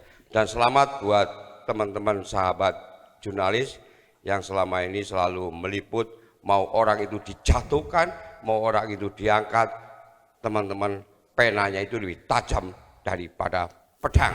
Selamat untuk demokrasi dalam bangsa, selamat untuk teman-teman jurnalis. Itu saja dari saya, terima kasih. Bila itu ya, wassalamualaikum warahmatullahi wabarakatuh. Waalaikumsalam. Jadi begini, jadi sekedar informasi kepada publik bahwa panggung politik ini menjadi referensi literasi diskusi politik di Banyumas Raya. Jadi kita tepuk tangan dulu untuk proses kita. Jadi sayangnya kadang-kadang para bohir ini harusnya ngertiin jadi bahwa proses ini tuh butuh biaya gitulah. Jadi ini problem juga, ini problem bagi TV lokal. Jadi kalau di TV nasional itu berstatement yang tajam gitu-gitu, setelah itu muncul iklan. Nah, kalau di sini statement tajam itu dapatnya apa gitu kan? Jadi ini tantangan teman-teman. Nah, nanti ini KPU ya. KPU ini sosialisasinya menurut saya harus sama teman-teman TV karena kalau nasional sudah ada jatahnya sendiri kan. Nanti disampaikan juga ke Pak Bawaslu, DCT lah ya, diumumin lah ya. Itu kan duitnya rakyat juga gitu loh. Terus kemudian yang berikutnya, yang menarik adalah karena ini menjadi referensi masyarakat Banyumas Raya, menjadi penting seluruh pihak ini untuk diajak ngobrol. Sampai-sampai ini Purbalingga, Banjarnegara itu minta proses seperti ini. Mungkin dikiranya itu proses ini tidak membutuhkan resources yang cukup besar gitu. Lah kalau tiba-tiba saya ditelepon suruh ke Banjar, suruh Pak banget sih tadi MC. Lah ini saya pikir ini menjadi tantangan tersendiri gitu ya. Jadi proses jadi promosi di Banjar sebenarnya. Jadi memang yang menarik adalah proses ini tuh menjadi pengenalan seluruh insan aktivis yang selama ini mungkin tidak muncul mungkin di dunia sosial. Media mainstream, satelit TV masih menjadi referensi bagi publik. Nah, saya ingin mendengar suaranya ya, representasi partai koalisi yang sudah deklarasi gitu. Saya pikir harus kita beri ruang gitu. Di sini ada teman Nasdem. Teman Nasdem mau deklarasi, mau bisa menyampaikan pendapatnya? Berkenan? Boleh? Jadi pertanyaan untuk Nasdem, sebenarnya apa yang dirasa gitu pertanyaannya gitu. Mungkin bisa di-sharingkan gitu apa yang dirasa gitu kan. Karena ini tadi udah disampaikan sama Bu Maryatin bahwa sebenarnya kalau untuk move on ternyata berat gitu ya, karena cintanya itu terlalu dalam. Jadi ketika diputus itu meninggalkan luka yang seperti sayat-sayat gitu. Mungkin saya beri kesempatan ke wakilnya Pak Surya Paloh di sini untuk mewakili pendapatnya Partai Nasdem. Saya beri kesempatan, monggo. Terima kasih. Assalamualaikum warahmatullahi wabarakatuh. Iya, jadi saya ini sebenarnya masih junior banget. Jadi kalau dulu saya masih kecil itu orang dibohongi itu kalau orang tua bilang dipolitiki. Jadi nggak tahu itu antara bohong dengan politik itu saya nggak paham karena masih junior. Kemudian kaitannya dengan pasangan ini saya nggak bisa jawab ya, karena ini kalau saya analogikan keluarga saya, misalnya saya lagi agak congkrah gitu, nek diomong-omongkan kan kayaknya nggak pantas ya. Kira-kira begitu. Pokoknya saya ngertinya pusat butuh dana saya transfer. Oke. Begitu kira-kira. Oke. Kayak gitu. Jadi nek Mas host tadi Mas Bangkit itu dagangannya pusat, kalau saya dagingnya pusat Mas. Oh gitu ya. Ya. Jadi terus, pusat yang butuh jenengan ya Mas ya. Siap. Jadi ternyata gini, setelah saya ngikuti ini ya, jadi saya merasa masih junior, ini para senior ini dari berbagai partai. Ternyata kalau kumpul itu enak untuk obrolan ya. Tapi nggak tahu kalau dijalani sakit apa enggak. Jadi saya nggak bisa jawab kaitannya dengan atas. Jadi kalau kita yang di bawah itu kepalanya gerak, otaknya mau harus tangannya melambe, ya kita ikut melambe. Intinya begitu. Kemudian mungkin saya lebih tertarik, nanti mohon bisa diperjelas nih, karena saya tadi sampaikan saya itu junior. Tapi sebelum saya bertanya, mudah-mudahan nanti yang namanya congkrah itu kan mesti ada titik baliknya lagi. Jadi kalau saya jadi orang tua itu, wong anak-anak kita udah gede ya. Kalau misalnya sampai pisah itu kan kayaknya gimana gitu. Ya Mbak. Jadi getarannya tuh masih berasa sampai ke belakang gitu loh. Getarannya tuh masih berasa sampai ke belakang. Nah ini yang perlu saya tanyakan, mungkin nanti bisa dijawab para senior atau narasumber yang ada di depan. Ini penting bagi anak-anak muda menurut saya. Antara low cost dengan high cost itu kira-kira yang lebih baik itu yang mana? Karena ini akan didengar para pemirsa khususnya Banyumas mudah-mudahan, dan nanti mudah-mudahan Satelit TV juga ada sponsor melas. Jadi mohon nanti bisa dijawab secara spesifik, karena kita pengen kejelasan dari para senior mumpung ini kumpul semua. Antara high cost dengan low cost itu dilihat dari sisi positifnya itu lebih baik yang mana? Karena kalau saya lihat para pelaku politik atau yang senior ini kok dewan dan lain-lain ini kok kebanyakan masih yang senior ya. Mohon maaf, senior dari sisi umur juga senior dari sisi pengalaman politik. Nah saya berharap anak-anak muda itu di periode yang akan datang itu berbondong-bondong untuk menjadi calon dewan. Nah ini nanti mungkin ada hubungannya dengan low cost maupun high cost. Karena menurut saya orang mau daftar caleg ini bukan kampanye ya. Daftar caleg itu kan yang dipikirkan mesti kudu duit. Nah tadi ada Mas Timbul ya, mungkin pengalaman sudah banyak tentang high cost dan seterusnya. Mungkin itu, terima kasih. Jadi sekali lagi mohon maaf karena getarannya masih terlalu berasa sampai belakang. Assalamualaikum warahmatullahi wabarakatuh. Pemirsa Satelit TV, kalau kita ketahui bersama, publik harus tahu bahwa Banyumas Raya ini banyak dihuni oleh para politisi yang handal di Senayan. Kalau kita sebut misalnya di kawasan Banjarnegara, Purbalingga dan Kebumen, di situ misalnya ada Pak Utut sebagai ketua fraksi. Ada juga Bambang Susatyo sebagai ketua MPR. Dulu ada Romi di P3. Kemudian ada juga Taufik Kurniawan juga wakil ketua DPR gitu. Dan di Banyumas ada Adi Satria. Ada Adi Satria yang merupakan juga pemain nasional. Di sini juga nanti calonnya juga ada putranya Banggar juga ada di sini, Pak Said Abdullah. Ada juga istrinya mantan Bupati Cilacap juga terlibat aktif di sini, dan tidak siapa lagi yang belum saya sebut, dan ketua Komisi 7 juga yang menurut saya balihonya ketua Komisi 7 lebih banyak dari balihonya Anies Baswedan gitu. Saya pikir ini juga sebagai fenomena yang menarik gitu kan. Jadi kalau di Banyumas mungkin kalau disurvei mungkin lebih populer Sugeng Suparwoto. Kemudian yang berikutnya ada Novita Wijayanti. Novita Wijayanti ini juga sangat populer gitu di sini, dan yang menarik lagi itu kakaknya juga maju lagi dan ponakannya ada di sini. Saya minta komentar Mas Bobi gitu kan. Ini ada Mas Bobi. Ya ini Mas Bobi ini calon anggota DPRD juga. Ini dekengannya pusat. Jadi ini dekengannya pusat karena nomor loro dari nomor siji sih. Jadi dekengannya pusat. Saya beri kesempatan ke Mas Bobi barangkali ikut berkomentar sebagai pemain baru, bahwa berdiri Mas biar kelihatan di shooting. Oke, ini yang muda ini kan kelihatan itu seperti eyangnya kan. Oke, saya beri kesempatan ke Mas Bobi. Monggo Mas Bobi. Terima kasih kesempatannya pada semua, dan saya juga ingin mengucapkan kepada IJTI selamat ulang tahun ke-25 seperempat abad. Mudah-mudahan panjang umur, sehat, dan selalu langgeng, selalu jaya. Oke, tadi pertanyaannya mengenai tanggapan ya Mas? Ya udah tanggapannya atas proses Iya. ini media gitu dan demokratisasi. Tadi sedikit dagangan pusat, mudah-mudahan nggak cuma dagangan pusat, tapi mudah-mudahan jadi dagangan rakyat. Ini udah jadi politik, jadi otomatis langsung berubah tentunya.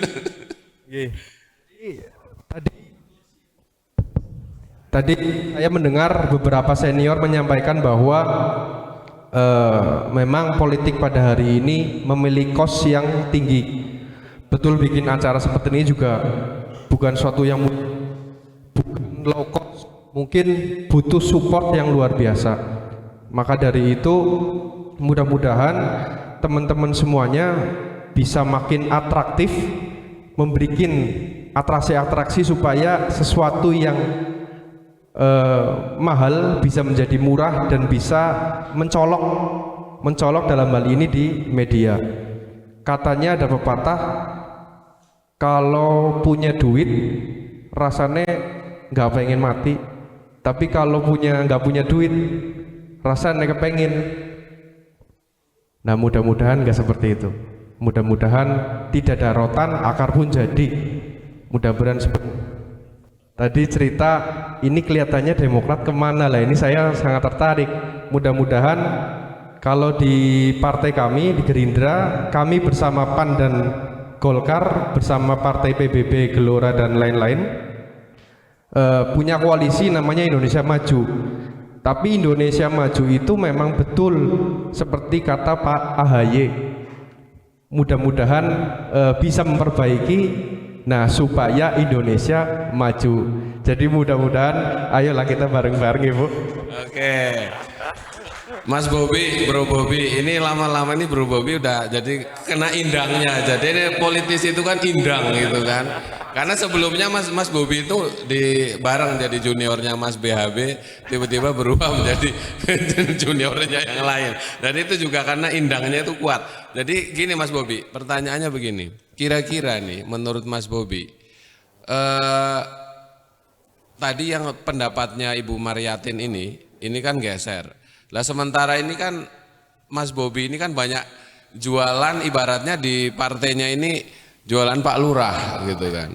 Lah mungkin itu maknanya apa gitu kan, karena jarang ya dari dulu kan kalau Mas Bobi dulu masih pendukungnya Pak Lurah kan, terus kemudian sekarang juga akhirnya kemudian jadi jualan Pak Lurah gitu kan. Lah mungkin Mas Bobi bisa sharing ke publik itu artinya apa gitu, biar bisa dimaknai, wah ini kalau menurut teman-temannya Mas Bobi itu ini artinya loh gitu. Silakan Mas Bobi. Oke, kalau kami yang penting itu karena visi Pak Jokowi, kami mendukung untuk memajukan Indonesia Emas 2045. Jadi dengan seperti itu mudah-mudahan kita bisa satu visi untuk mencapai Indonesia Emas di 2045. Seperti itu Mas. Oh gitu, berarti kadernya PDI Perjuangan itu bagus, artinya gitu.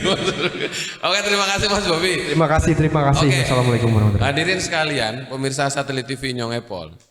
Malam ini muncul beberapa perspektif dan banyak cara pandang yang tentu saja seandainya proses politik di publik ini diramu sedemikian rupa yang menyebabkan masing-masing orang memiliki kadar toleransi yang tinggi, sangat akan meminimalisir apa yang disebut dengan konflik. Mengingat konflik akan menimbulkan kemerosotan ekonomi yang tidak mudah proses pemulihannya. Lah di malam hari ini membuktikan bahwa Banyumas Raya ini menyerukan bahwa proses demokratisasi ini tidak boleh diciderai oleh cara pandang yang apatis antara satu calon dengan calon yang lain. Oleh karena itu saya ingin masing-masing di antara narasumber menyampaikan pandangan penutupnya gitu kan di dalam proses ini, keynote speakernya tentang apa yang semestinya dilakukan sebagai rakyat dalam rangka menjalankan amanah konstitusi ini. Saya beri kesempatan mulai dari Mas Indaru untuk melakukan closing statement dari seluruh proses diskusi ini. Saya beri kesempatan.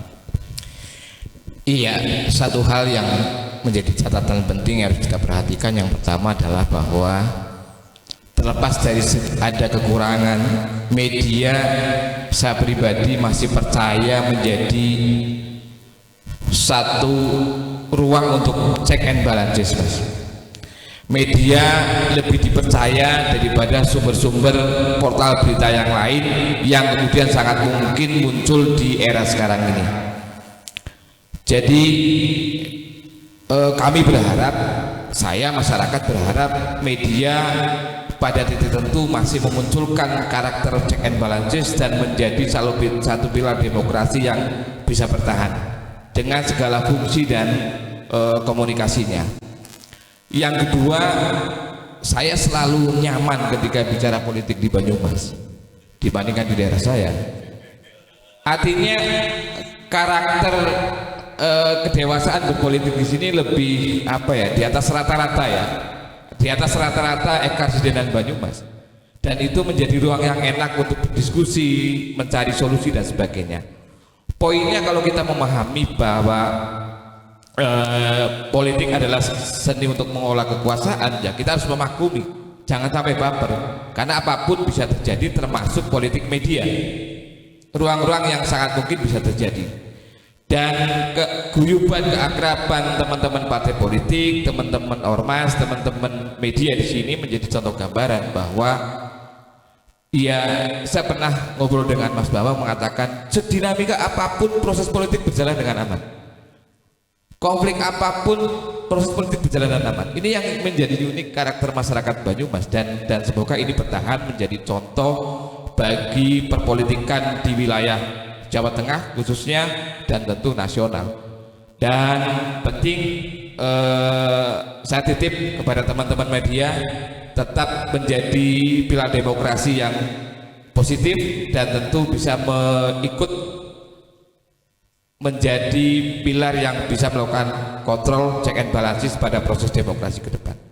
Begitu, Mas. Terima kasih. Saya berikan kesempatan Mas Robi dari CNN. Baik, Mas Bangkit. Pertama, media itu perusahaan. Kalau perusahaan bisnis pasti profit gitu. Tapi di situ juga ada kepentingan pemilik. Nah, pemiliknya tadi sudah dibahas. Dan kami sebagai jurnalis itu kita tetap harus berpihak. Berpihak kepada siapa? Sesuai dengan amanah tadi. Kita berpihak kepada masyarakat, berpihak kepada publik gitu. Dan hari ini kami juga masih optimis seperti dengan Pak Indaru bahwa media masih menjadi ruang yang berpihak ke publik dan memperjuangkan kepentingan publik di Banyumas bahkan di Indonesia. Artinya ini masih menjadi kepercayaan masyarakat untuk memperjuangkan hak-haknya. Sampai di sini tentunya kita masih bisa berharap sampai ke depan, meskipun ini ada isu atau sudah ada regulasi ya, adanya regulasi baru terkait dengan perpres yang jurnalis itu. Tetapi kita berharap dari sejarah jurnalis di Indonesia, dari orde lama orde baru muncul regulasi berganti-ganti untuk mengendalikan pers, tapi sampai hari ini keterbukaan informasi publik kita sebagai pers masih menjadi satu pilar demokrasi yang cukup kuat. Oke. Setelah ini Mas Hanan, nanti closing statement yang memiliki program Mas BAB. Tapi sebelumnya saya beri kesempatan kepada PKS, karena dari tadi PKS itu belum statement. Dan nanti ini karena ini PKS juga ada hadir di sini. Tadi mungkin PKS bisa tentang soal suara perempuan, bisa berpendapat soal itu, atau mungkin bisa berpendapat soal kenapa kemarin nggak ikut deklarasi. Silakan. Bismillah, Assalamualaikum warahmatullahi wabarakatuh. Sama dengan yang lain, yang pertama selamat ulang tahun untuk Ikatan Jurnalis Televisi Indonesia yang ke-25. Saya hadir di sini mewakili ketua partai karena beliau sedang ada rapat dengan pengurus yang lain. Kemudian kalau tadi Mas Bangkit menyampaikan kenapa PKS tidak ikut di deklarasi, sudah jelas sekali 2 hari yang lalu ada konferensi pers ya yang dilakukan oleh DPP PKS dari Simatupang gitu ya. Itu sudah pasti selain untuk menaikkan bargaining posisi gitu ya. Menurut saya juga itu sedikit banyak untuk menaikkan rating PKS gitu ya. Oh, di media paling, ya. Paling itu kesimpulan saya sebenarnya gitu ya. Kemudian kesimpulannya juga sudah sangat jelas, tidak menolak koalisi atau tidak keluar dari koalisi. Kemudian juga 100% tetap mendukung Anies Baswedan sebagai capres di 2024. Kemudian mengenai tetap ahlan wa sahlan terhadap PKB juga bergabung di PKS, di Koalisi Perubahan. Kemudian mengenai keputusan apakah cawapresnya Caimin dan seterusnya, sesuai dengan konferensi pers disampaikan bahwa menunggu keputusan dari Majelis Syuro PKS, begitu Mas Bangkit.